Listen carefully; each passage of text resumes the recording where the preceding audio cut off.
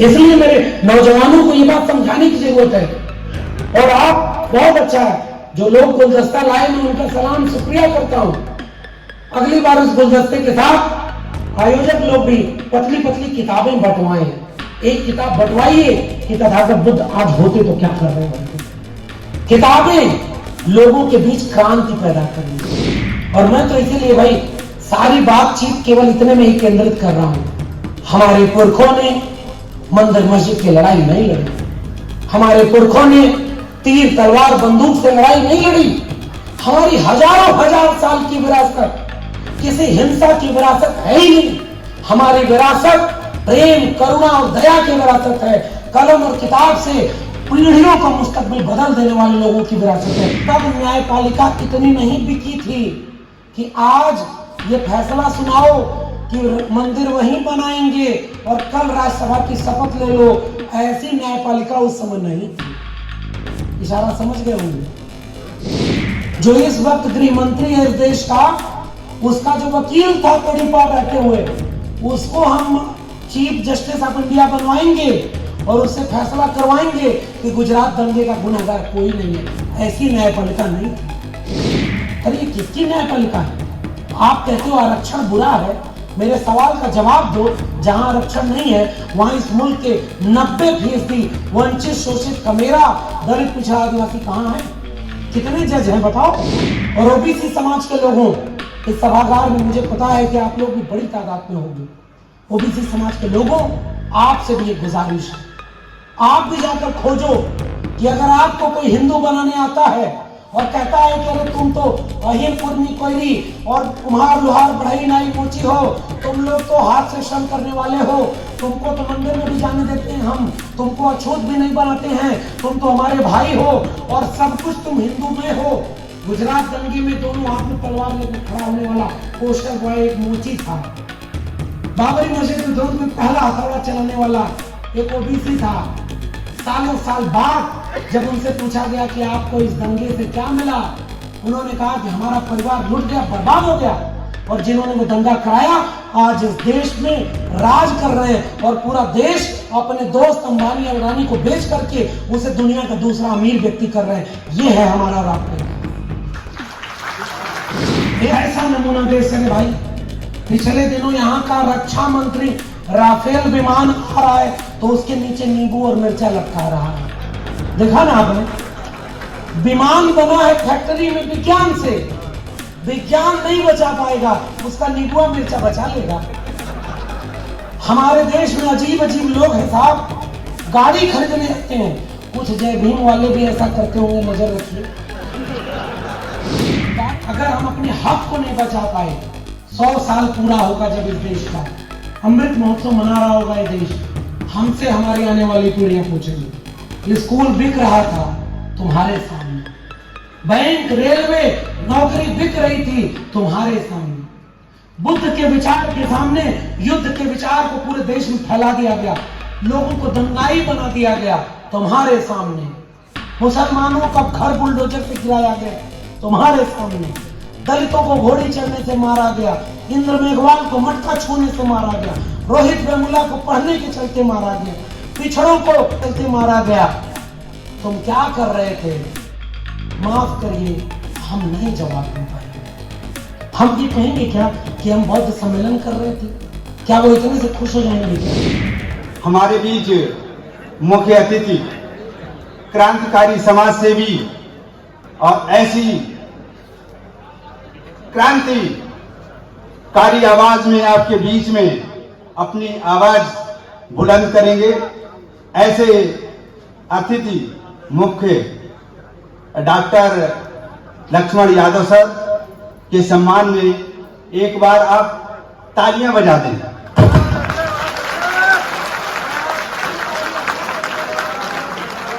बहुत बहुत धन्यवाद, मंगल कामना।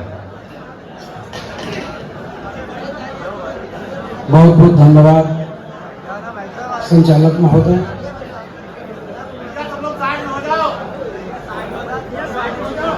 धर्ममैत्री सम्मेलन शाहजहांपुर में आए हुए आप सभी सम्मानित लोगों को, मंच पर बैठे हुए विशिष्ट अतिथिगण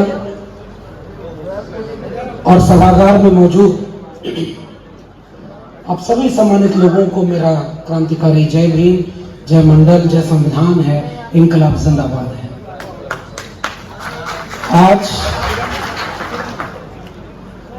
मेरा गला बहुत खराब है, वो आपको थोड़ा आवाज से लग रहा होगा। पिछले वक्त में जो भागदौड़ हुई उसके चलते मेरे आने की स्थिति भी नहीं थी, लेकिन अब चूंकि आयोजकों ने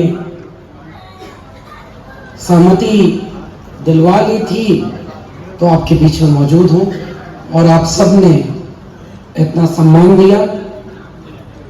आपके प्रेम, आपके सम्मान के सामने मैं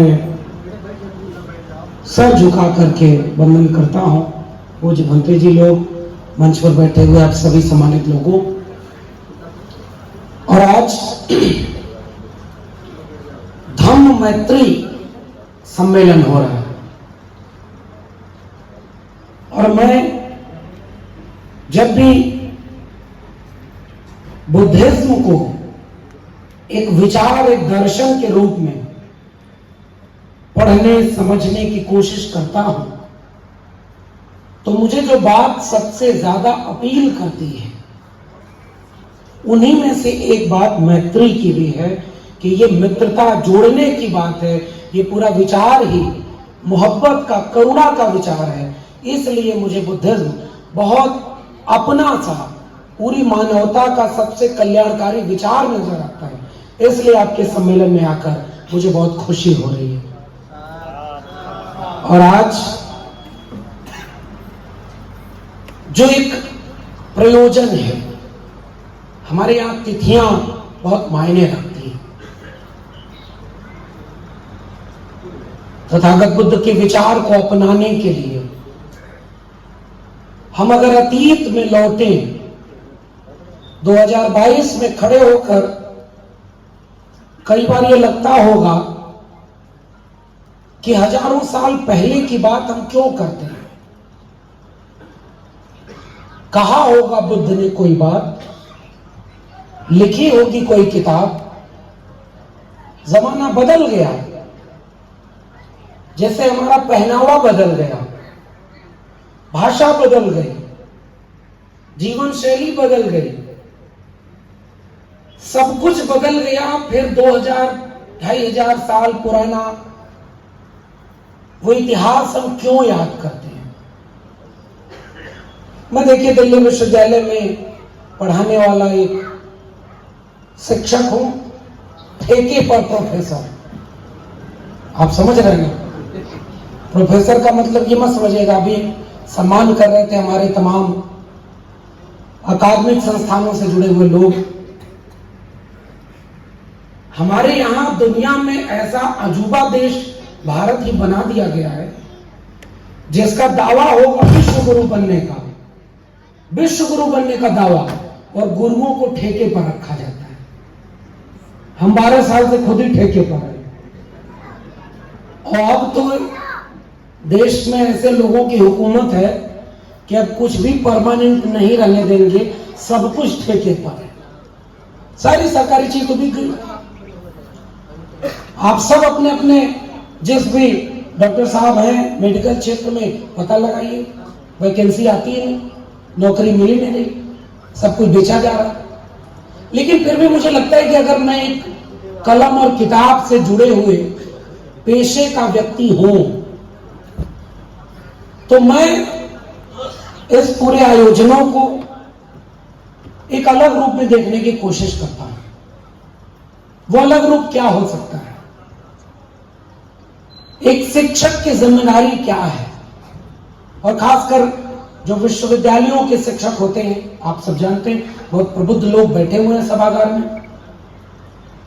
सरकारी मुलाजिम के ऊपर दबाव होता है कि आप किसी सरकार की आलोचना नहीं करेंगे, कोई समाज की बुराई पर बात नहीं करेंगे, आपको जो हुक्म होगा उसकी तामील करेंगे। यूनिवर्सिटी के प्रोफेसर का जो ओहदा है उसे इस बंधन से मुक्त रखा गया है। क्यों रखा गया? क्योंकि प्रोफेसर को आजाद रखा जाए। बाबा साहब कहते थे ना कि किसी समाज की तरक्की को मैं दो चीजों से नापूंगा, अलग अलग जगहों पर इसका रेफरेंस देखेंगे।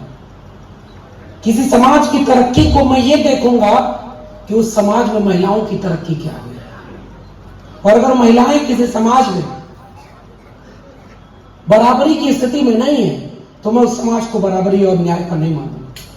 और वैसे ही बहुत प्रसिद्ध सा वाक्य है, किसी देश को, किसी मुल्क को जानना हो तो ये जान लो आधुनिक काल में कि वहां के एकेडमिक इंस्टीट्यूशन कैसे हैं, वहां के स्कूल, कॉलेज और विश्वविद्यालयों की स्थिति क्या है।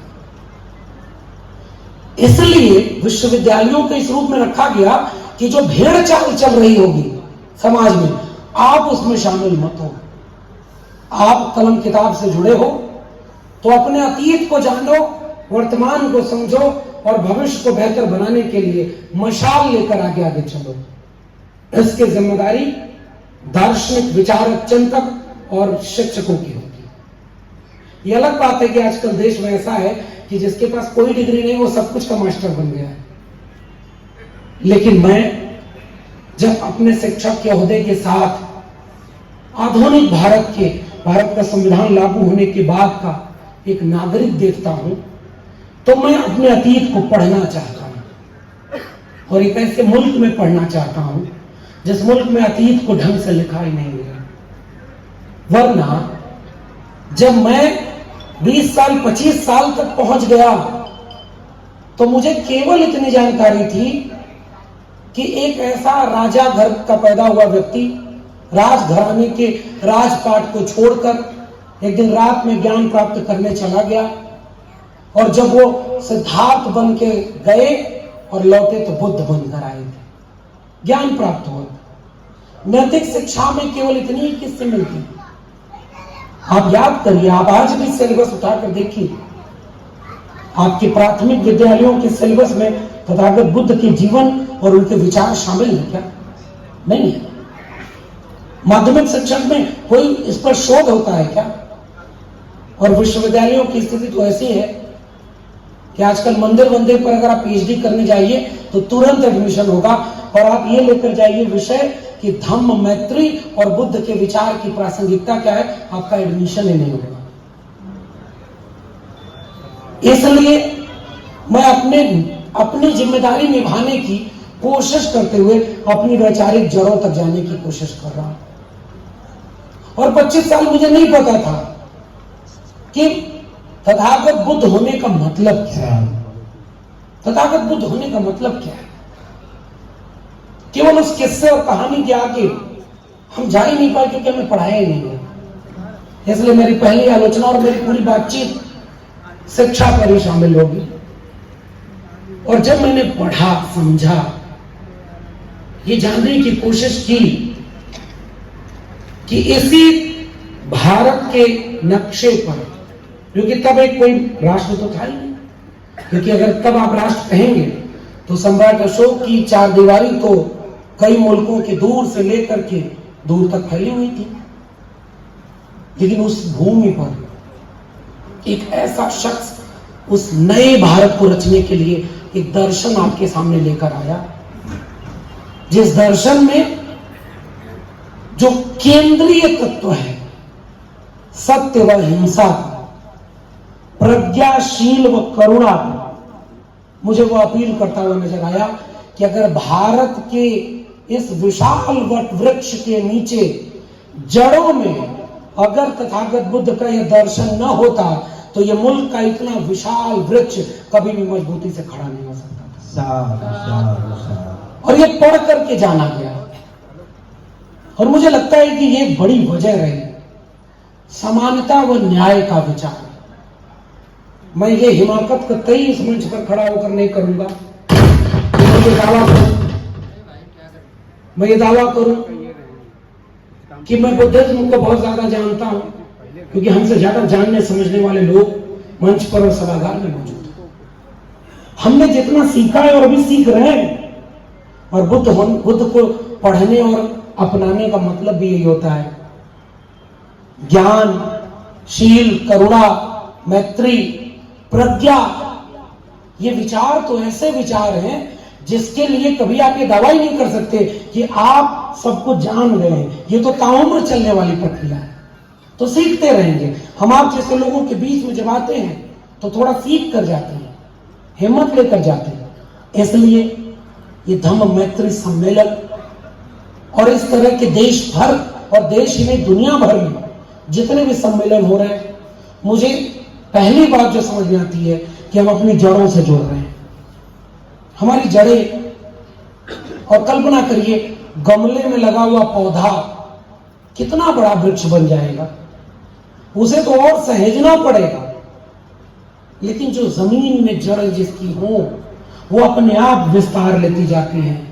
बड़े ही हथियार चले बुद्धिज्म के खिलाफ। नफरत ऐसी कि जिस बोध वृक्ष के नीचे उन्होंने ज्ञान प्राप्त किया, कुछ ही समय बाद उसे काट दिया गया, पुस्तकालयों में आग लगा दी गई, उनकी किताबों को जलाने की कोशिश की गई, उनके विचार को मारने की कोशिश की गई। कल्पना करिए कि अगर वो विचार, वो दर्शन, वो जीवन शैली, उसमें अगर ताकत न होती तो उन लाख तलवारों और आग की लपटों के बीच वो कब का खत्म हो गया होता। मगर विडंबना देखिए, जितना उसे मारने की कोशिश की गई वो उतना ही उभरता और फैलता चला जाता। मेरे लिए ये एक बहुत महत्वपूर्ण बात है और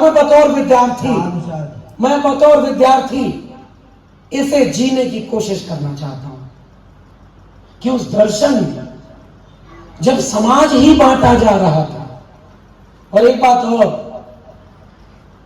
बाबा साहब न होते तो बहुत कुछ इस देश में ऐसा न होता जैसा आज है, और यह बात भी अभी इस देश के नागरिकों को नहीं समझाया गया। और बात तथागत बुद्ध की बात छोड़े, बाबा साहब तो संविधान की प्रारूप समिति के प्रमुख कर्ता थे। नया भारत कैसा बनेगा इसके सबसे बड़े शिल्पकारों में एक थे। आजाद जब भारत हुआ तो बाबा साहब कहां थे? ठीक बात है कि 50 के बाद 56 तक जाते जाते वो हमारे बीच नहीं रहे, लेकिन उनके विचार, उनकी किताबें, उनका दर्शन तो था।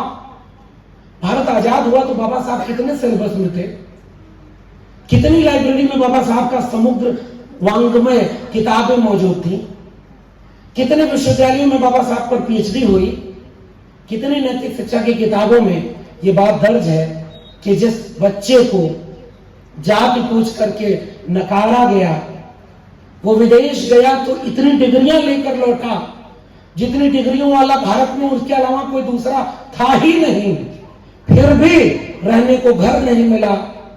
नौकरी करता हुआ वह इतना बड़ा कद ओहदे का व्यक्ति कोई फाइल फेंक कर दे रहा है, कोई पानी वाला पीने वाला पानी अलग से दे रहा है।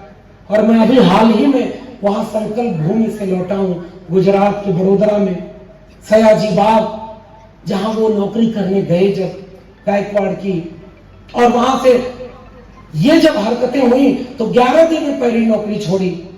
और उसके बाद जब बड़ोदरा स्टेशन सयाजी बाग वहीं है, और वहां जाकर के हमें इतिहास पता चला कि वहां बाबा साहब एक बगीचे में बैठकर घंटों रोए कि मैं इतनी डिग्री लेकर आया, इतना पढ़ लिख कर आया, और मेरे साथ इतना सलूक हो रहा है, मैं इतना पढ़ लिख करके इस नौकरी पर हूं, तो मेरे समाज के साथ क्या होगा जो शायद इतना मौका ही उसे पढ़ने लिखने और आगे बढ़ने का नहीं मिलेगा। रोए थे।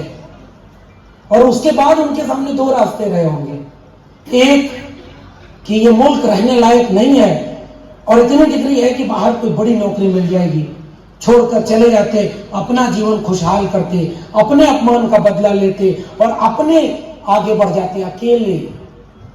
मगर बाबा साहब ने दूसरा रास्ता चुना और वहीं एक संकल्प लिया।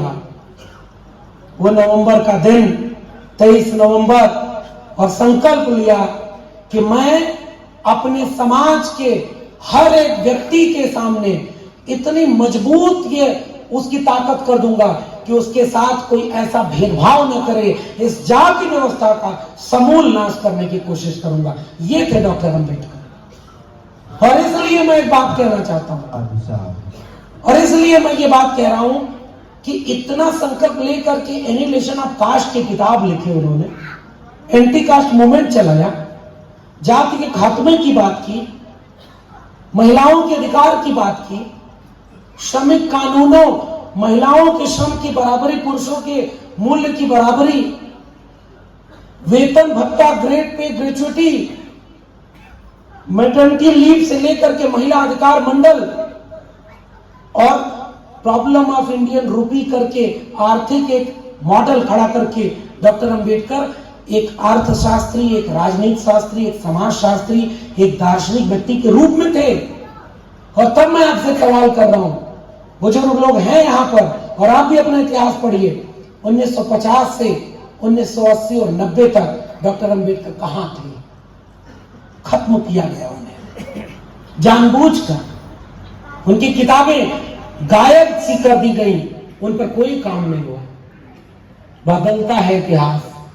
वो होता है ना, किसान कई बार फसल को रोपे, लेकिन कुछ पौधे गमले में रोपे गए थे, मुरझा गए, कुछ पौधे, कुछ बीज यूं ही खेत में बंजर धरती में फेंक दिए गए, मगर उनमें इतनी हुनर और ताकत थी कि वो जमीन फोड़कर एक विशाल वृक्ष की तरह खड़े हुए, और आज डॉक्टर अंबेडकर इस देश के आंदोलनों के चेहरा बने बैठे हैं।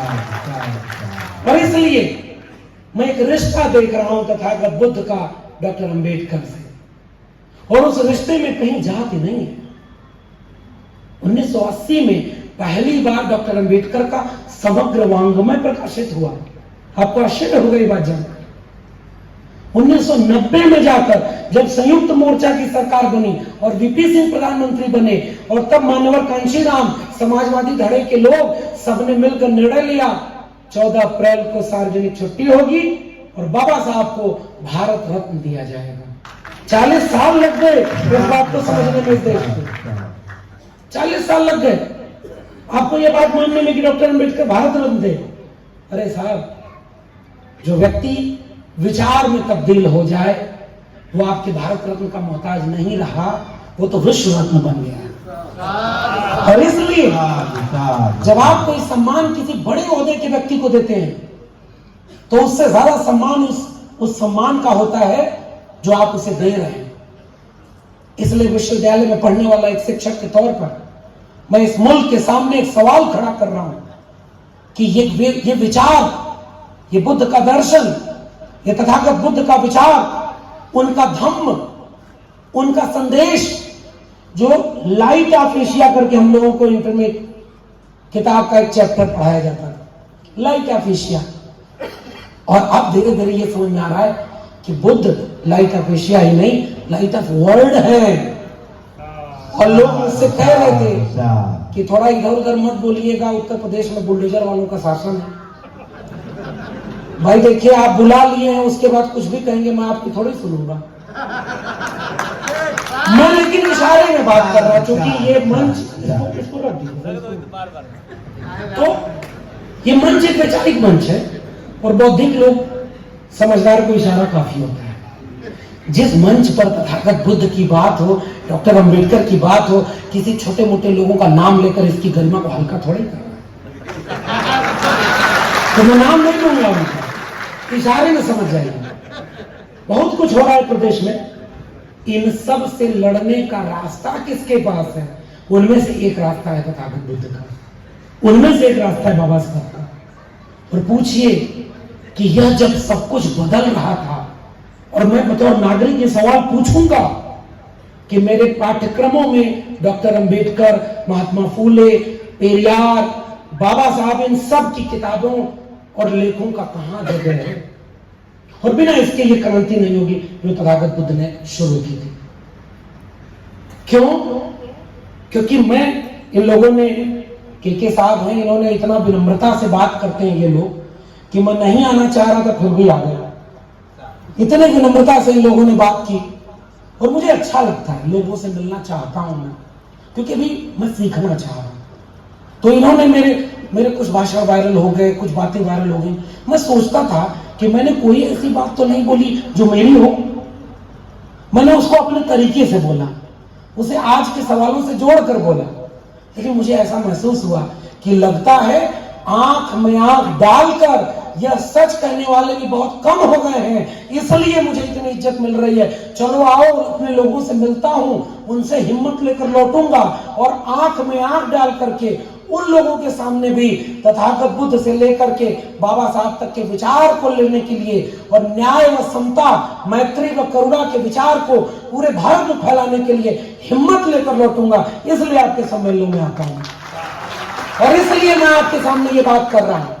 केवल एक बात करूंगा, बहुत बुद्धिजीवी लोग बैठे हैं, बहुत सारी बातें आप हमसे ज्यादा जानते हो।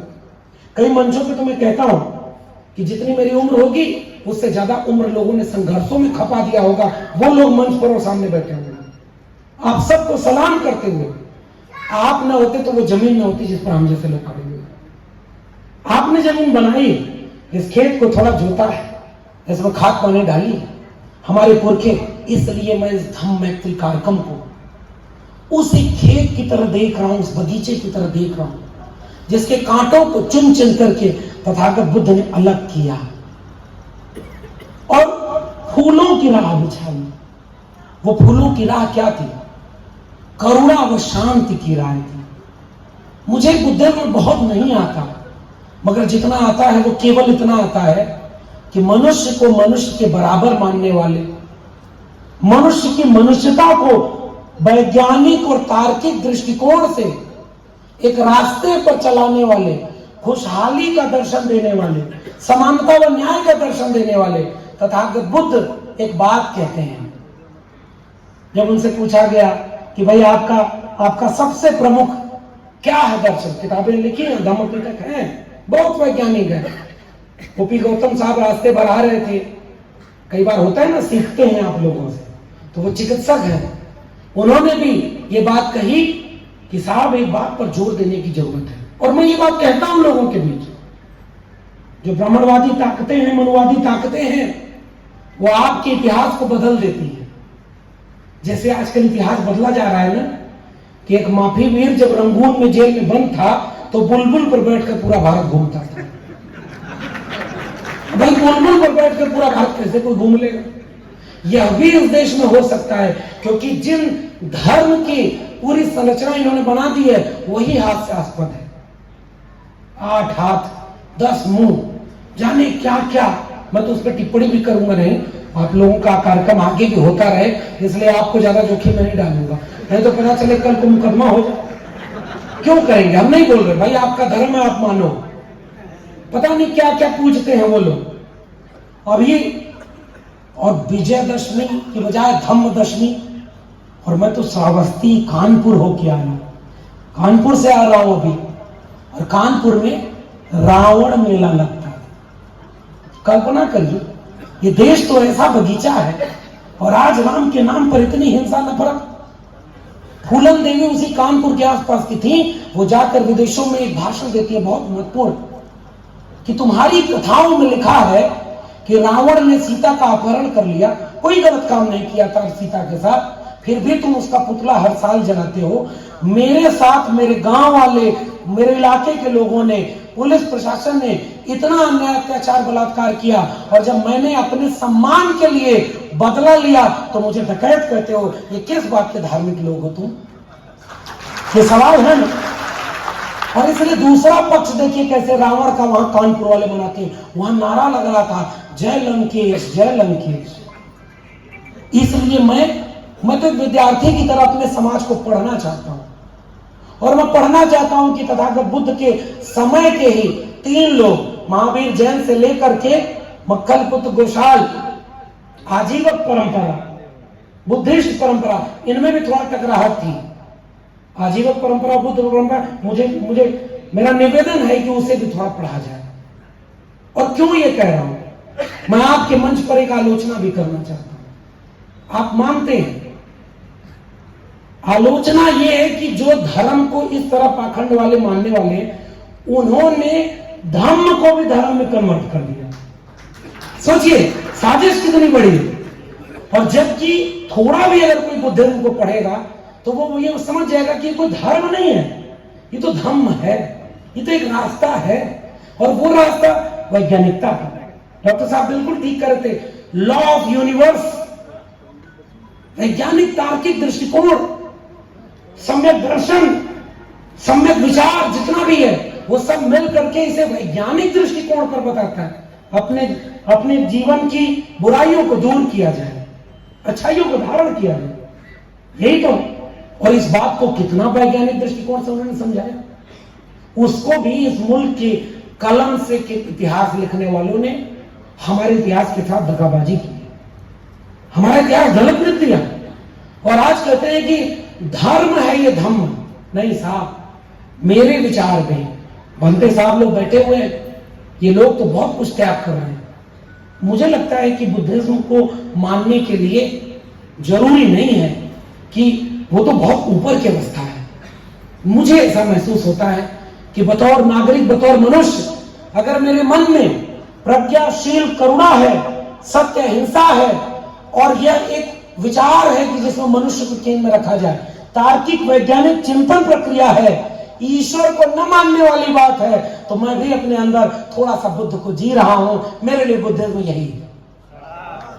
इसलिए मैं कहता हूं कि जितने भी इस मुल्क के तार्किक लोग हैं, उनके दिल के कोने में एक बुद्धिज्म का विचार है। अब उसे जरूरत है आगे बढ़ाने की। क्यों तथागत बुद्ध ने कहा कि कोई ईश्वर नहीं है?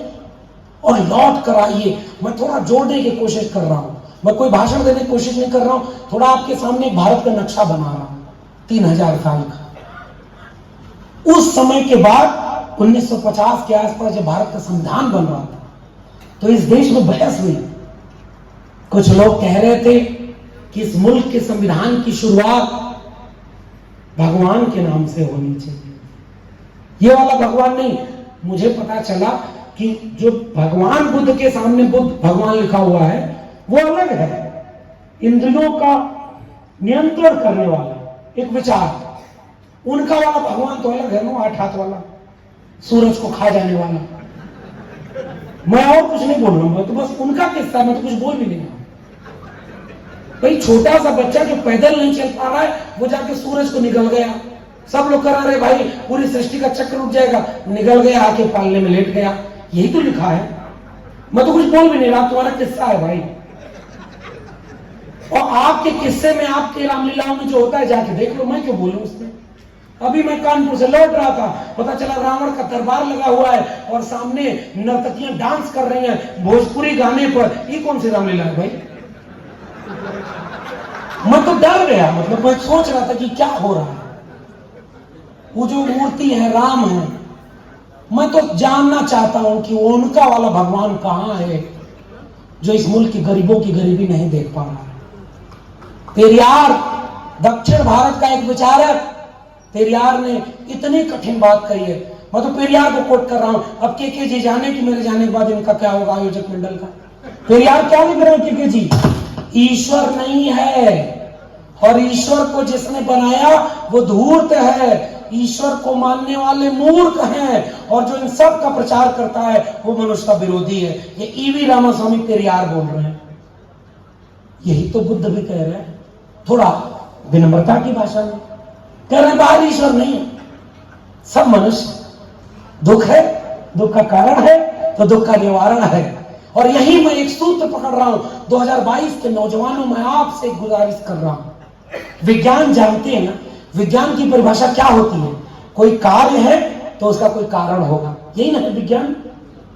और ये दर्शन तो तथागत बुद्ध ने दे दिया। दुख है तो दुख का कारण है, और दुख का कारण है तो दुख का निवारण है। इस विचार का नाम है बुद्धिज्म, और इसकी मातृका सम्मेलन करना। अब ये धर्म वाले क्या जानेंगे? पहले मिट्टी की मूर्ति बनाओ, और मूर्ति बनाने वाला कौन? इस देश का मेरा व्यक्ति है। कुम्हार, लोहार, बढ़ई, नाई, मोची, कौन लोग? मूर्ति कौन बनाता है? वो थोड़ा ही जो परजीवी है, श्रमजीवी तो मूर्ति बनाता है। आप समझ गए? और वो श्रमजीवी अपने हाथ से आपके देवी देवता की मूर्ति बनाया और पंडाल में चला गया। 4 दिन पहले की इस भारत की घटना है। एक दलित एक पंडाल में जाकर भगवान की मूर्ति को छू देता है, उसको इतना मारा कि वो मर गया। ये किस बात का धर्म और किस बात का देश चला रहे हैं आप? अगर आपका देवता कोई होता तो बाकी छोड़ो, सबसे पहले उसके नाम पर व्यापार करने वालों के सामने खड़ा होता कि मेरे नाम पर व्यापार मत करो, मेरे नाम पर किसी मुसलमान की दाढ़ी और टोपी देखकर उसे जय श्री राम बुलवाते हुए लिंचिंग मत करो, ये मेरी तौहीन है। कहां है वो देवता उनका? वो खामोश चुपचाप देख रहा है। बिल्किस खानो बलात्कारी को बेल और उसको फूल माला से स्वागत, और उसके बाद कहा जा रहा है कि चूंकि वो लोग ब्राह्मण थे, आचरण उनका अच्छा था, इसलिए उनको जेल से छोड़ दिया। अरे इतने ही आचरण अच्छे थे तो उस गर्भवती महिला का बलात्कार कैसे कर दिया और उसके बाद उसके पूरे परिवार की हत्या कैसे कर दी? जब भी मुझे ये सब दृश्य याद आता है, फिर से मुझे भारत के नक्शे में बुद्ध नजर आते हैं। वो कहते हैं कि हथियार, तलवार, बंदूक, त्रिशूल मनुष्यता विरोधी है। इन हथियारों को किनारे करो, आओ दिल से दिल मिलाएं, मैत्री करें और मनुष्यता को आगे बढ़ाएं। इसलिए मैं बुद्धिज्म को और बुद्ध को याद करते हुए अपनी जड़ों को और मजबूत करने के लिए आपके बीच में आता हूं। इसलिए मेरे नौजवानों को यह बात समझाने की जरूरत है। और आप बहुत अच्छा है, जो लोग गुलदस्ता लाए मैं उनका सलाम शुक्रिया करता हूं। अगली बार उस गुलदस्ते के साथ आयोजक लोग भी पतली पतली किताबें बंटवाएं। एक किताब बंटवाइए कि तथागत बुद्ध आज होते तो क्या कर रहे होते। किताबें लोगों के बीच क्रांति पैदा करेंगी। और मैं तो इसीलिए भाई सारी बातचीत केवल इतने में ही केंद्रित कर रहा हूं। हमारे पुरखों ने मंदिर मस्जिद की लड़ाई नहीं लड़ी, हमारे पुरखों ने तीर तलवार बंदूक से लड़ाई नहीं लड़ी। हमारी हजारों हजार साल की विरासत किसी हिंसा की विरासत है ही नहीं। हमारी विरासत प्रेम, करुणा और दया की विरासत है। कलम और किताब से पीढ़ियों का मुस्तकबिल बदल देने वाले लोगों की विरासत है। इसलिए आप जो पेरियार ललई सिंह को आपने रखा है, मैं आयोजकों को सलाम कर रहा हूं। और वहां तथागत बुद्ध के साथ सम्राट अशोक के हाथ में तो तलवार थी।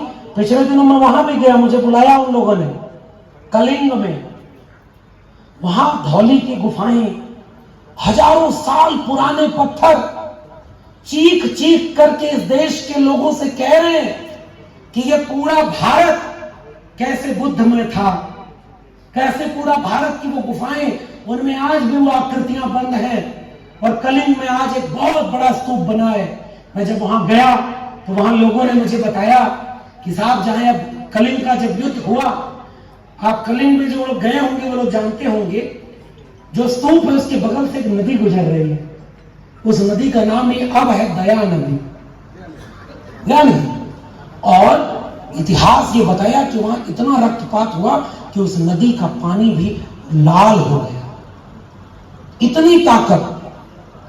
कलिंग में राजा जो उधर से लड़ रहा था, उसके सामने जब अशोक ने, एक बात और यही कह दो नौजवानों, आपसे लोग कहते हैं कि आप गुलाम लोग हैं, कमजोर लोग हैं, और आपसे लोग कहने आएंगे कि आप कमजोर हो, आप भी झुक के मिलोगे, कह रहे नहीं साहब हम बहुत कमजोर हैं। तब मुझे वो मूर्ति ताकत देती हुई नजर आती है कि ताकतवर तो इतने थे कि तलवार में दम ऐसा कि जिसे कोई नहीं हरा पा रहा था, वैसा सम्राट अशोक अपने हुनर, अपने जाबाजी से एक विराट साम्राज्य की स्थापना करके अपना लोहा मनवाते हैं। आप तो शासक जाति के लोग हैं। और यही बात तो बाबा साहब कहते थे, मानव कांशीराम कहते थे कि जाओ अपने घर की दीवारों पर लिख दो कि तुम उस मुल्क के हुक्मरान हो, शासक हो आप। ये महत्वपूर्ण बात है, इसलिए दबना नहीं है किसी से।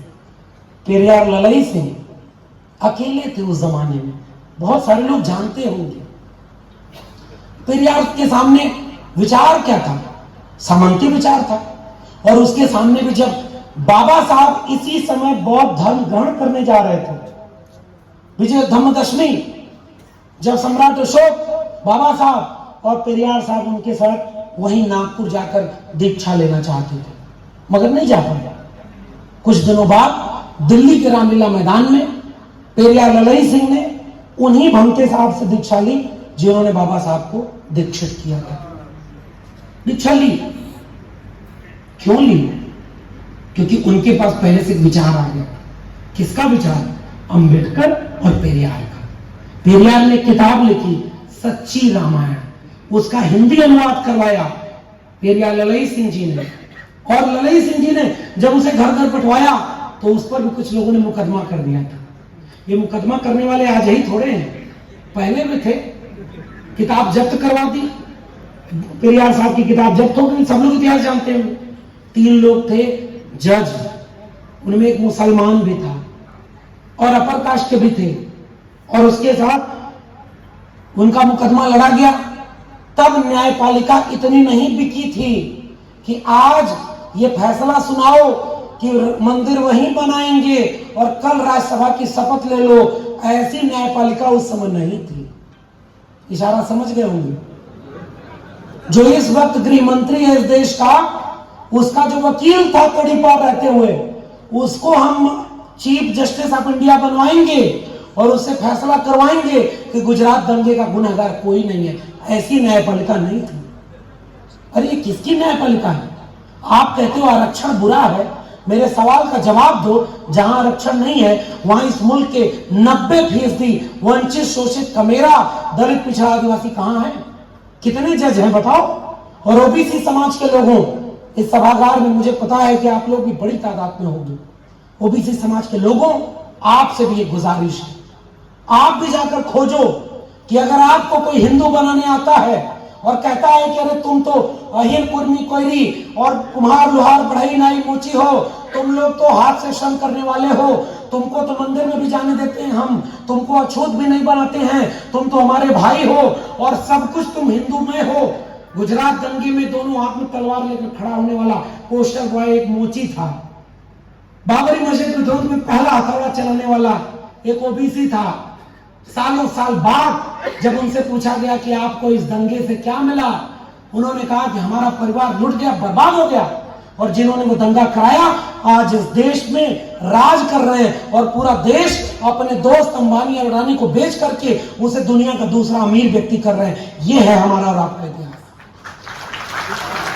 इसलिए बुद्ध की बात करना, जड़ों से जुड़ना तो है, लेकिन नौजवानों की पीढ़ी को तो यह भी बताना होगा कि पहले बचो भाई, अपने घर में देखो कोई दंगाई तो नहीं बन रहा है। अब एक बात और कह रहा हूं, बुद्ध का विचार आगे कैसे बढ़ा? सम्राट अशोक ने दीक्षा ली, शिलालेख लिखवाए, पूरे विश्व में प्रचार करवाया। जबरदस्ती किसी से कोई प्रचार होता नहीं है। जबरदस्ती, आप गृह मंत्री हैं तो आपका बेटा बीसीसीआई का चेयरमैन तो बन जाएगा, लेकिन जबरदस्ती कोई धर्म, दर्शन, विचारधारा सालों साल से चलती चली आ रही हो, यह जबरदस्ती तो नहीं हो सकता। इस विचार में दम था। अब दूसरे वाले विचार को समझिए। जब वो विचार आया तो 1980 और 90 का दौर में, नौजवान लोगों आपसे गुजारिश कर रहा हूं कि इस इतिहास को पढ़िए। 90 का दौर आया, एक तरफ मानव कांशीराम, जिसकी जितनी संख्या भारी उसकी उतनी हिस्सेदारी, 85% लोगों की बात। और मानव कांशीराम उत्तर भारत में Ambedkar on wheel, Periyar on wheel करके मेला लगवाते थे। थोड़ा बहुत आलोचना तो करने का मन कर रहा है कि उनके वारिस जो पहले था ठाकुर बाबन बनिया छोड़, बाकी सब है DS4, चढ़गुंडन की छाती पर मुहर लगेगा हाथी पर। आज क्या हो गया? हाथी नहीं गणेश है, ब्रह्मा विष्णु महेश है। आलोचना तो करनी पड़ेगी ना, लेकिन मैं इसमें जाता ही नहीं। मैं उस विचार को याद कर रहा हूं जिसमें एक तरफ मानव कांशीराम, एक तरफ समाजवादी आंदोलन, जिसमें लोहिया की विरासत के लोग, एक जो जीवनी है डॉक्टर लोहिया की, पढ़िएगा, ओंकार शरद में लिखी है।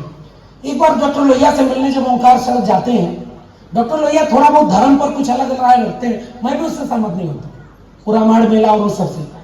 लेकिन जहां डॉक्टर लोहिया हमारे काम के हैं, क्योंकि 1956 में जाकर डॉक्टर अंबेडकर से डॉक्टर लोहिया मिलते हैं और कहते हैं कि आइए हम मिल करके कुछ नई शुरुआत करें।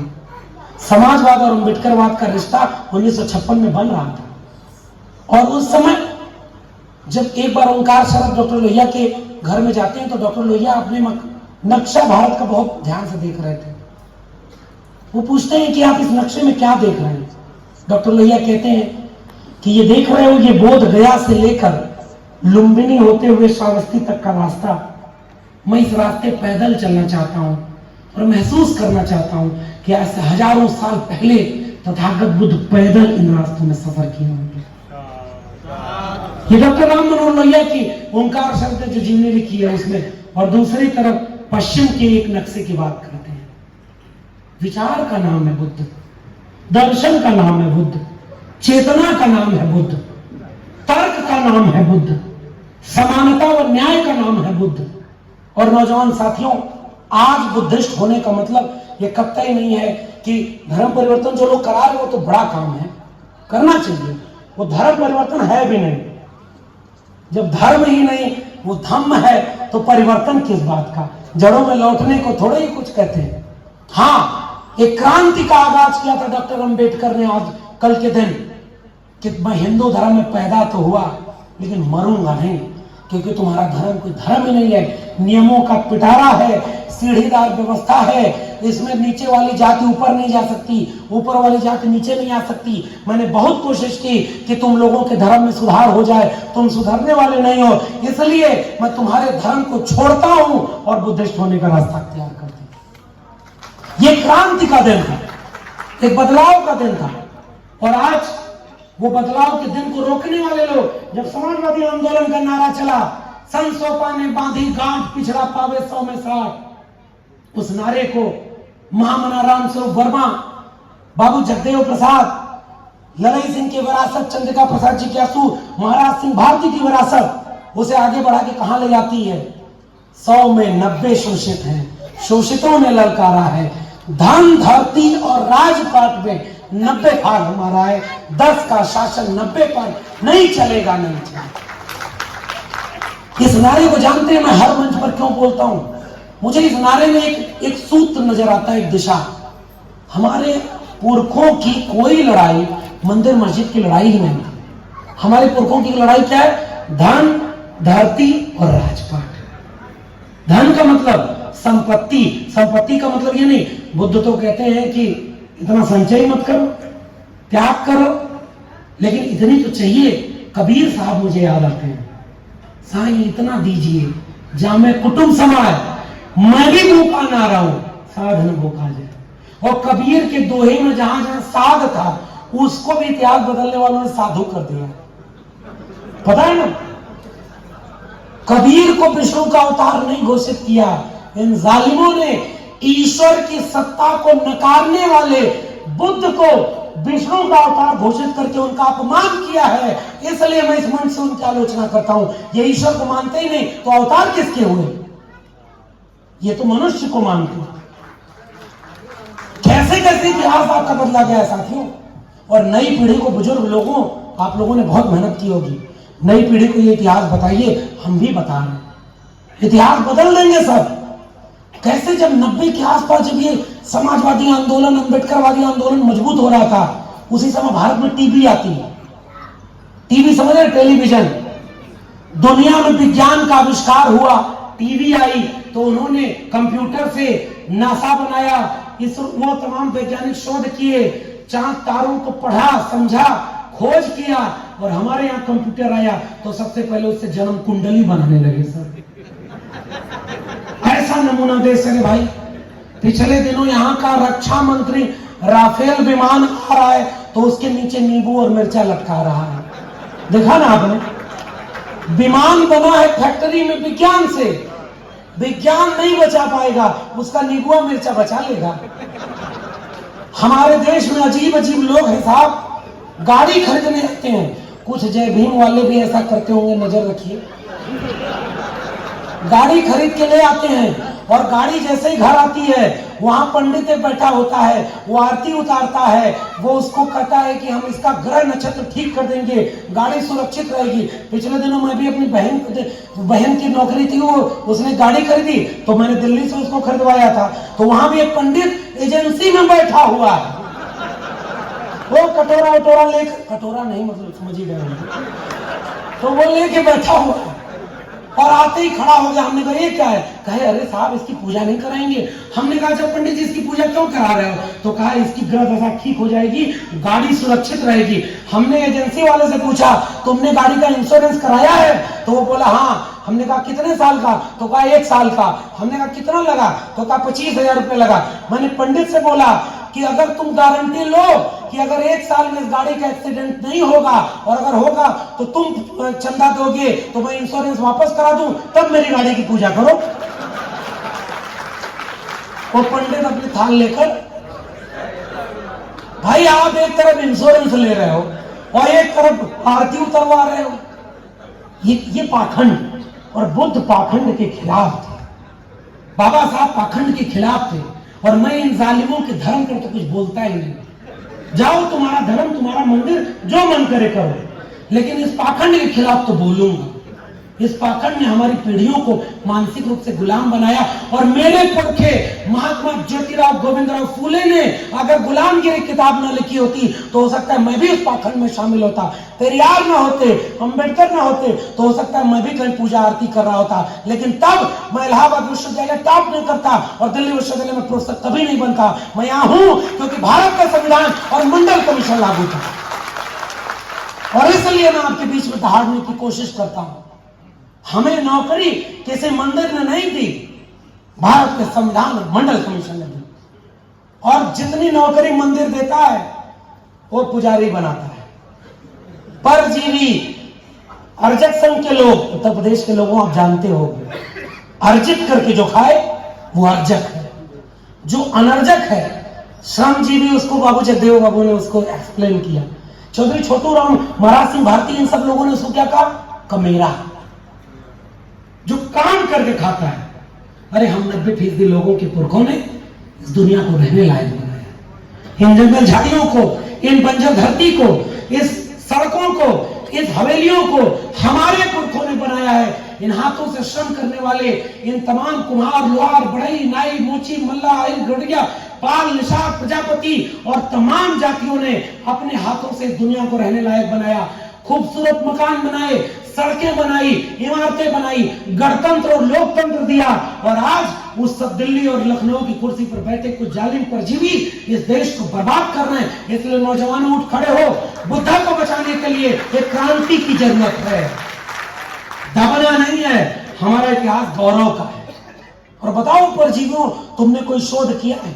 एक सवाल पूछूं आपसे, धोबी कपड़े का काम करेगा तो कपड़े के काम में एक किस्म की मिट्टी आती है, बुजुर्ग लोग जानते होंगे, जिसको हमारे यहाँ रेह कहा जाता है। और रेह से कपड़ा धुलने का काम ये किसी वैज्ञानिक दृष्टिकोण वाले ने खोजा होगा ना, और वो जरूर कोई धोबी रहा होगा ना कि मंदिर का पुजारी खोजा था। लकड़ी से कैसे औजार बनाकर श्रम करना है, पहला हल बनाने वाला, पहला कुल्हाड़ी बनाने वाला, पहला औजार बनाने वाला कोई कुम्हार, लोहार ही रहा होगा ना। शोध कौन किया? हमारे लोग किए ना। वैज्ञानिक दृष्टिकोण किसके पास था? हमारे लोगों के पास था ना। और जब ये विश्वविद्यालय नए नए बने तो हमारे लोगों को वहां एंट्री नहीं मिली। पता है ना, 2019 में जब मैंने ITI लगाई तो देश के और ओबीसी समाज के लोगों, कुछ देर के लिए भूल जाओ कि आपकी किस जाति बिरादरी के हो। मैं आपको एक तथ्य दे रहा हूं। अब मैं वर्तमान भारत के साथ भविष्य पर आ रहा हूं और आखिरी बात कर रहा हूं। पूछो अपने समाज के हिंदुत्व के ठेकेदारों से, अगर ओबीसी हिंदू था तो 2019 तक इस देश के 45 केंद्रीय विश्वविद्यालयों में 0 प्रोफेसर ओबीसी का क्यों था? कोई मुसलमान रोका था क्या ओबीसी का हक? आज तक ओबीसी 52%, दलित आबादी है, शेड्यूल कास्ट 15%, पुराना आंकड़ा है, अब तो बढ़ भी गए होंगे, 7.5% शेड्यूल ट्राइब, और पसमानदा लोगों को मिला लीजिए तो 90% है ना हम लोग। 90% सुप्रीम कोर्ट का जज हमारा होना चाहिए था कि नहीं? सब 90% डॉक्टर साहब, 90% डॉक्टर इस देश के वंचित शोषित होने चाहिए थे कि नहीं? प्रोफेसर होने चाहिए, वकील होने चाहिए, जज होने चाहिए, डॉक्टर इंजीनियर होना चाहिए। 90% जमीन का मालिकाना हक 90% लोगों के पास होने चाहिए था कि नहीं? और ऑक्सफैम का रिपोर्ट आई है अभी 5 दिन पहले, वो रिपोर्ट कह रही है कि 8% लोगों के पास 98% इस देश की पूंजी जमा हो गई है। हमारे लोग लुट गए, हमारे लोगों के पास कुछ है ही नहीं। और इसलिए ये वर्तमान भारत आपके सामने सब कुछ लूट चुका है। याद कर रहा हूं वो इतिहास, जब भारत का संविधान बन रहा था तो कुछ लोगों ने कहा कि भारत के संविधान की शुरुआत भगवान के नाम से हुई। कुछ और लोग थे जिन्होंने कहा खुदा के नाम का हल्फ उठाकर भारत के संविधान की शुरुआत हुई। डॉक्टर अंबेडकर तो तार्किक व्यक्ति थे। जहां जहां डॉक्टर अंबेडकर को समझ में आता था कि इसमें वोटिंग नहीं करानी है, तर्क से जीतते थे। जहां उनको लगा कि जरा कुछ खेल करते हैं, वो वोटिंग कराते थे संविधान सभा में, और खुदा और भगवान वाले पर वोटिंग करा दी। तथागत बुद्ध को याद करने वाले वरिष्ठ लोगों, प्रबुद्ध लोगों, शाहजहांपुर के लोगों, इस इतिहास को जानो और चलो नौजवानों के बीच बताओ कि 1950 में जिस भारत के संविधान को हमने कबूल किया कि एक नया भारत बनाएंगे, उसकी वोटिंग में खुदा और भगवान हारता है। We the people of India, हम भारत के लोग, वो भक्त जीतता है और उससे भारत का संविधान शुरू होता है। तो हम भारत के लोग हैं ना साहब। हम भारत के लोगों को लूट कौन रहा है? तथागत बुद्ध के विचार के खिलाफ कौन काम कर रहा है? विदेश में जाके युद्ध बुद्ध और भारत में आके युद्ध कौन कर रहा है? सौगंध मुझे इस मिट्टी की, मैं देश नहीं बिकने दूंगा। के साहब, आपकी इस पर्ची में भी ऐसे ही कुछ लिखा था, वो बेच रहे हैं भारत को, मैं चैन से कैसे सो जाऊं। सौगंध मुझे इस मिट्टी की, मैं देश नहीं बिकने दूंगा। कोई याद आया? 2 करोड़ रोजगार, 15 लाख हर अकाउंट में। अभी अगर मैं कार्यक्रम में लेट आया ना, बुलबुल न सही, बुलेट ट्रेन अगर होती तो कानपुर से यहां घंटे भर में आ जाता। बुलेट ट्रेन नहीं है ना, किसी ने सौदा किया था ना, आपके सपनों को बेचा था ना।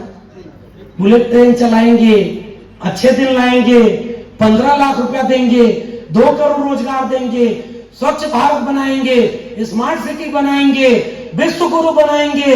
और आज देश में रेल बेच दिया, शिक्षा बेच दी, रोजगार बेच दिया, सरकारी जमीन बेच दी, डॉक्टरी, इंजीनियरिंग, सरकारी हॉस्पिटल बेच दिया, अपने दोस्त को दुनिया का दूसरा अमीर बना दिया।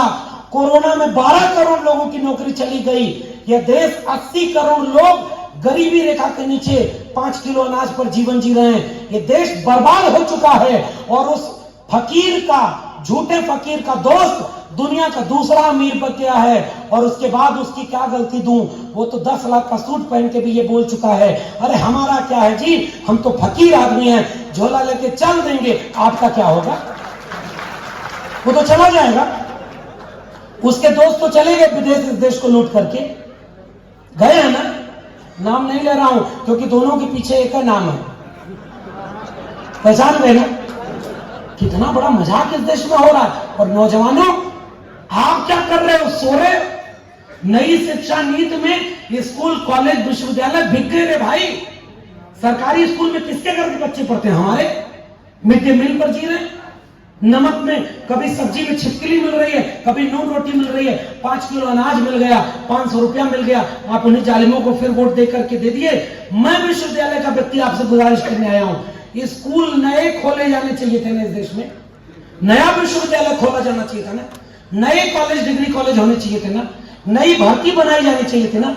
अब पीएचडी की डिग्री नहीं भी होगी तो भी प्रोफेसर बन जाओ। जैसे कभी चाय न बेची हो तब भी प्रधानमंत्री बन के पूरा रेलवे स्टेशन और रेल बेच दो।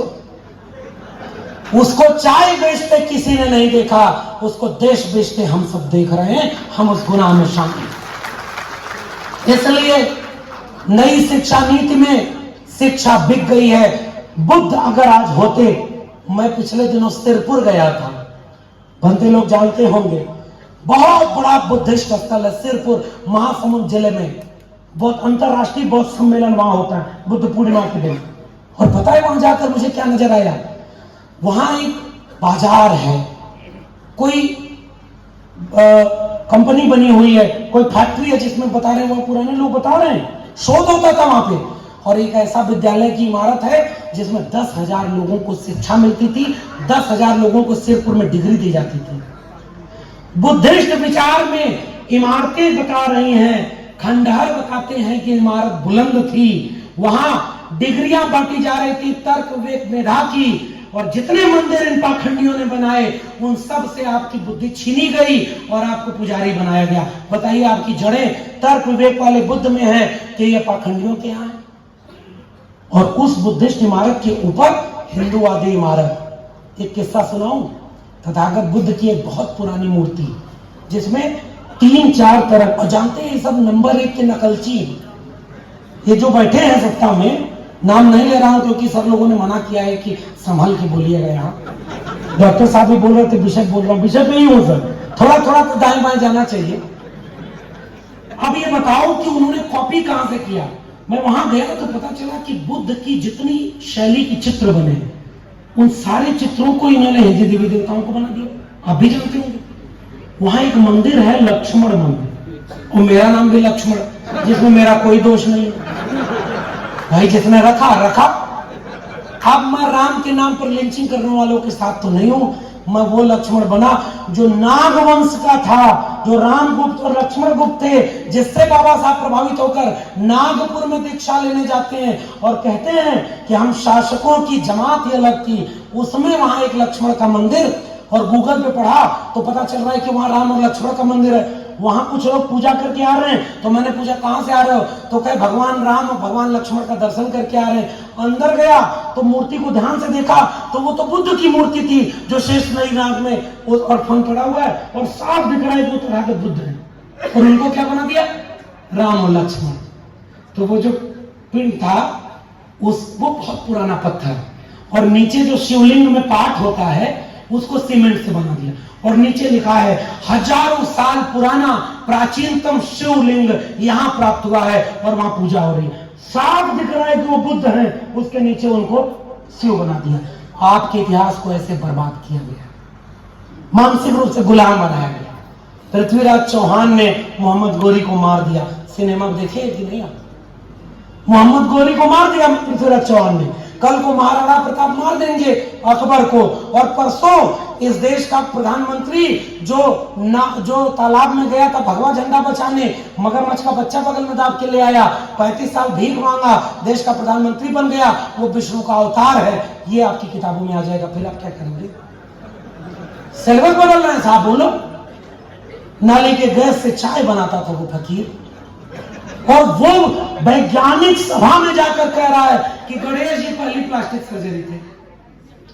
कोरोना आया, डॉक्टर साहब अभी उसका किस्सा सुना रहे थे, हमने अपनों को खोया है। लाखों लाख लोग कोरोना में, जब इस देश के हुक्मरान जालिम ने बिना किसी तैयारी के जब वो लॉकडाउन लगा दिया, तो लाखों लाख लोग पैदल चलकर जो आए मारे गए, वो हमारे आपके लोग थे ना। बर्बाद हो गया ये देश में कोरोना में। जिसके पास पैसा था वो अपने को बचा ले गया ना। खून चढ़ाना, डॉक्टर साहब ब्लड ग्रुप मैच नहीं होता है तो अपने भाई का खून तो चढ़ा ही नहीं सकते, लेकिन अगर आप भगवान हैं तो बच्चे की गर्दन काटो और उस पर हाथी की गर्दन बिठा दो, दोनों फिट हो जाएगा। मैं कुछ कह नहीं रहा हूं, उनका धर्म है, मैं उसका सम्मान कर रहा हूं। बड़ी जल्दी उनकी भावना आहत हो जाती है। तथागत बुद्ध के इतिहास को मिटाया गया। मैं ये बात कह रहा हूं, तथागत बुद्ध के इतिहास को मिटाया गया है। जो शंकराचार्य ने 4 धाम बनाया, उन मूर्तियों को आप छू नहीं सकते। विद्वानों का कहना है कि वो सब बुद्धिस्ट अवशेष हैं, और वहां पर हिंदूवादी अपने संगठनों, अपने मंदिरों को ऊपर रख दी। आओ बुद्ध के लोगों, अब यह देश एक क्रांति की उम्मीद कर रहा है। क्रांति में जैसे ही आप मजबूत होंगे, जबरदस्ती मत करिएगा, थोड़ा दिल विनम्र रखिएगा। कोई ओबीसी समाज का आए और वो कहे कि हम थोड़ा पूजा भी करते हैं लेकिन हम आपके साथ हैं, तो आप ये मत कहिएगा कि आप जब तक मंदिर को छोड़ के नहीं आओगे तब तक हम अपना नहीं मानेंगे, क्योंकि आपके भाई धर्म का पाखंड करना आसान काम है ना। कांवड़ लेकर जाना आसान है कि कांवड़ को वैज्ञानिक दृष्टिकोण से सोचना आसान है।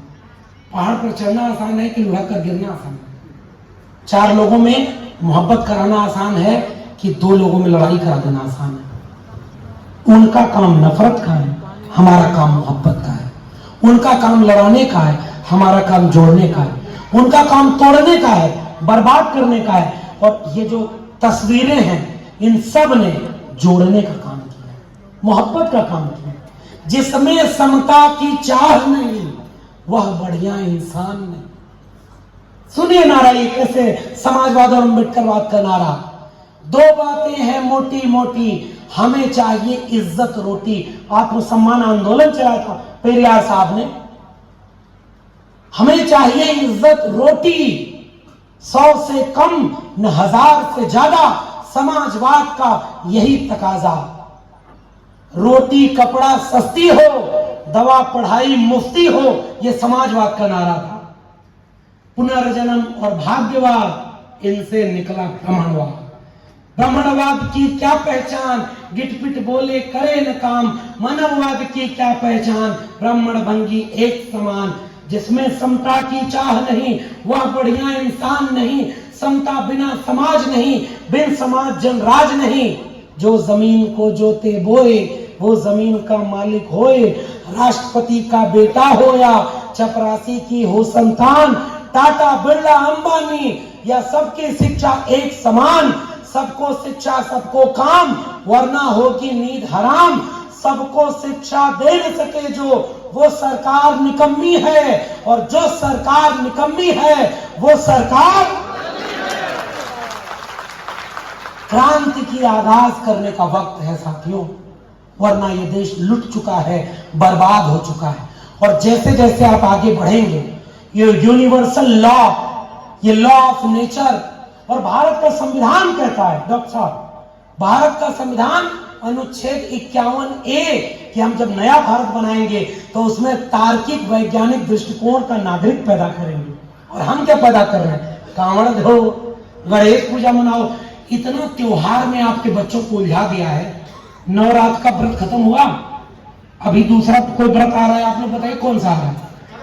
कड़वा चौथ। मैं उसको कड़वा चौथ कहता हूं। पत्नियों को व्रत रखवा रहा है कि पति की लंबी उम्र चाहिए।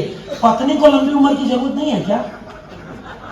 जीवित पुत्र का व्रत हमारे पूर्वांचल में आजमगढ़ में चलता है, आप लोग की तरफ है? ज्योतिया हमारी तरफ कहते हैं। बेटों की लंबी उम्र के लिए, बेटियों लड़कियों जितने लोग हो, घर में जाके अपनी मां से पूछना हमारी लंबी उम्र के लिए कौन सा व्रत है।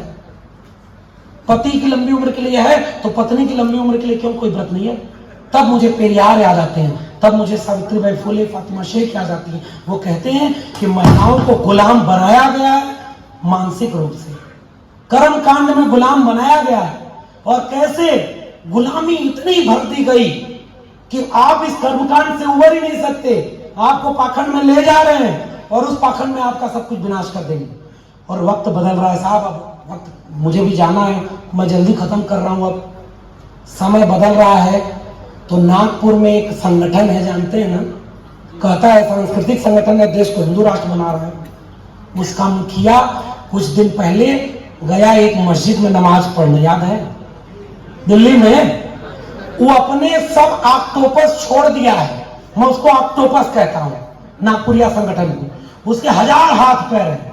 कोई किसी को हिंदू बना रहा है, कोई दंगा करवा रहा है, कोई मुसलमानों की लिंचिंग करवा रहा है, कोई दलितों को पीट रहा है, कोई पानी मटका से छू ले तो उसको मरवा रहा है, कोई मंदिर बनवा रहा है, कोई चंदा ले रहा है, कोई कांवड़ ढो रहा है, कोई जागरण करवा रहा है। और आपके बच्चों को कह रहा है कि जनवरी में ये करो, फरवरी में ये करो, और वो कांवड़ ढो, फिर दुर्गा पूजा करो, फिर ज्योतिया व्रत रखो, फिर ये व्रत रखो, और पूरा आप बिजी हैं। और अपने बच्चे, कोई डॉक्टर बन रहा है, कोई इंजीनियर बन रहा है, कोई यूपीएससी दे रहा है, कोई आगे बढ़ रहा है। और आपके बच्चे कहां गए साहब? पाखंडी आपको अपने बच्चों को विदेश भेजेंगे और आपके बच्चों का शिक्षा रोजगार छीन लेंगे। और इसलिए ये जो सब कुछ हो रहा है, मूर्ति में प्राण प्रतिष्ठा करते हैं साहब। अभी मैंने बोला ना, मूर्ति बनाने वाले हमारे लोग उस मूर्ति को छू नहीं सकते। हमने इमारत बनाई और ये कैसा एक मुल्क आ गया, मूर्ति में प्राण प्रतिष्ठा करो और सामने नाचो, पता नहीं क्या क्या पी के नाचते। मैं उसमें नहीं जा रहा हूं। उसके बाद उस मूर्ति को विसर्जित कर दो। मूर्ति जिस दिन सच बोलने लगेगी, सामने जो भक्त खड़ा होगा, मूर्ति उससे पूछेगी कि तुम हत्या करके आ रहे हो, बलात्कार करके आ रहे हो, तुम लूट के आ रहे हो, तरजुई मार के आ रहे हो, अपना घूस दे के आ रहे हो, घूस का पैसा लेकर आ रहे हो, 5 किलो लड्डू चढ़ा रहे हो। जिस दिन मंदिर की मूर्तियां सच बोलने लगे, मंदिर में पूजा बंद न हो जाए, तो कहिएगा वहां माफी मांगने वाले भी हम ही हैं, वहां खुद को अपने से माफ भी कर लेने वाले हम ही। और एक आदमी चला गया मंदिर में और वहां जाकर कहा कि भाई वो पुजारी था, मैं हर जगह किस्सा सुनाता हूं। मंदिर से आया, गांव वाले बोले कि अरे 4 लड़कों ने गधा मार दिया है। पंडित खड़ा होकर बोला गधा मारना तो बहुत बड़ा पाप है, वेदों में लिखा है कि इससे तो नरक मिलेगा, 22 प्रकार का नरक है, किसी में काटे जाओगे, किसी में मारे जाओगे, सड़े जाओगे, गलाए जाओगे। अब सोचिए, एक आदमी हमसे मिला तो कहा कि सतयुग त्रेता द्वापर में बहुत अच्छा था। मैंने कहा सतयुग कब था? तो कहा 4 लाख साल पहले। हमने कहा 4 लाख में कितना जीरो है? थोड़ी देर तो नहीं बता पाया, गूगल करके बताया 4 लाख में कितना जीरो है? तो कह रहा है कि 5 जीरो है। तो उसके बाद हमने कहा जीरो की खोज कब हुई? तो कहा कि आर्यभट्ट ने किया था। हमने कहा आर्यभट्ट कब पैदा हुआ? तो कहा पहली या दूसरी सदी में। तो हमने कहा 4 लाख साल पहले कौन किताब में लिख के गया था? जीरो ही जब पैदा हुआ 2000 साल पहले, तो 4 लाख साल कैसे जोड़ लिए तुम? ये उससे मैंने पूछा। भाई कर्म जहां होगा वहां कर्मकांड नहीं होगा। वो एक आदमी गया ना कि गधा मार दिया 4 बच्चों ने। पंडित का बड़ा पाप हो गया। तो कहा पाप से मुक्ति कैसे होगी पंडित जी? कहा हवन कराना होगा। कहा कितना खर्चा आएगा? कई लाखों रुपया खर्चा आएगा। 5 गांव के पंडितों को बुलाओ, देसी घी में तलवा कर पूरी खिलाओ और उसके बाद तब मुक्ति मिलेगी। धीरे से गांव वाला एक व्यक्ति गया, पंडित के कान में बोला पंडित जी जो 4 बच्चे गधावा को मारे हैं उसमें एक आपका बेटा संतोष भी था। पंडित शांत हुआ और बोला 2-4 लइकन में एक संतोष और गधा के मरले में कौनो ना दोष। ये जो है कर्मकांड, इससे लड़ने के लिए तर्क की जरूरत है। और गांव के लोगों खुद धर्म से मत लड़िएगा, बहुत जालिमों का शासन है। हक बात पे कोड़े और जिंदा, बातिल के शिकंजे में है जहां, इंसान है कि सहमे बैठे हैं, खूंखार दरिंदे हैं रक्षा। इस जुल्म सितम को लुत्फ करम, इस दुख को दवा क्या लिखना, जुल्मत को खुदा, सरसर को सबा, बंदे को खुदा क्या लिखना। ये बात कही थी हबीब जालिब ने। और आज ये दरिंदे आपके सामने कई केस रुके बैठे हैं। हमारे बच्चों का भविष्य बर्बाद हो गया है। गुजारिश करने आया हूं शाहजहांपुर के लोगों, हम लोग को भाषण देकर चले जाएंगे। आपने इतना सम्मान दिया, आपका सम्मान दिल में रख कर ले जा रहे हैं। आपके ये प्रेम को, आपके सम्मान को ले जा रहे हैं ताकि हिम्मत रहे। बुलडोजर से न डरूं, जेल जाने से न डरूं, मारे जाने से न डरूं, और आंख में आंख डाल करके बुद्धा से लेकर कबीर, रैदास, पलटू दादू, भीखा, नारायण गुरु, बसवन्ना, चोखा मेला और फूले, अंबेडकर, पेरियार, लोहिया मंडल, कांशी राम की लड़ाई लड़ता रहूं। इसलिए मैं आपके बीच में आया हूं। मगर ये कार्यक्रम से जब आप लौटे तो अपने मुल्क को बचाने के लिए गांव-गांव जाइए, अपने बच्चों को समझाइए। शिक्षा अगर नहीं रही तो सब बर्बाद हो जाएगा। रोजगार अगर नहीं रहा तो कांवड़ ही ढोने को मिलेगा। देश लुट गया तो उनका कुछ नहीं होगा। सदियों से वो लूट रहे हैं इस देश को, हमारे पुरखों का देश है। आओ इस देश को बचाने के लिए, इस देश को बनाने के लिए। कहा था आजादी के नारों में, हम लाए हैं तूफान से कश्ती निकाल के, इस देश को रखना मेरे बच्चों संभाल के। आज अगर लिखा है ना, पूत सपूत तो का धन संचय, पूत कपूत तो का धन संचय, नालायक समझा जाता है उस बेटे को जो बाप की संपत्ति को बेचता है। हमारी संपत्ति और एक नालायक बेटा दिल्ली की कुर्सी पर बैठकर बेच रहा है। क्या हम चुपचाप इसे बैठता हुआ देखेंगे? और अगर देश बिक गया तो आपका आरक्षण कहां लेंगे आप? आरक्षण कहां है? सरकारी नौकरी और सरकारी रोजगार। देखो, बिरसा, फुले, अम्बेडकर के वारिस अब इतने मजबूत हो गए थे कि 2 अप्रैल का भारत बंद कर सकते हैं, 13 पॉइंट रोस्टर वापस करा सकते हैं। अम्बेडकर की मूर्ति को छोड़ो, रात के अंधेरे में भी उनका खौफ उनसे पूछो जो आज भी हमारे पुरखों की मूर्तियों से घबराते हैं, रात के अंधेरे में तोड़ते हैं। तो आज तो हिम्मत नहीं है कि अम्बेडकर की मूर्ति तोड़ दें, अगले दिन वो शहर चक्का जाम हो जाएगा। आप ताकतवर हुए हैं, बहुत कुछ बदला है, सोशल मीडिया है, विचारधारा है, वर्तमान में नौजवानों की पीढ़ी है, बुजुर्गों का अनुभव है। लेकिन अगर हम अपने हक को नहीं बचा पाए, 100 साल पूरा होगा जब इस देश का अमृत महोत्सव मना रहा होगा ये देश, हमसे हमारी आने वाली पीढ़ियां पूछेंगी। स्कूल बिक रहा था तुम्हारे सामने, बैंक, रेलवे, नौकरी बिक रही थी तुम्हारे सामने, बुद्ध के विचार के सामने युद्ध के विचार को पूरे देश में फैला दिया गया, लोगों को दंगाई बना दिया गया तुम्हारे सामने, मुसलमानों का घर बुलडोजर से गिराया गया तुम्हारे सामने।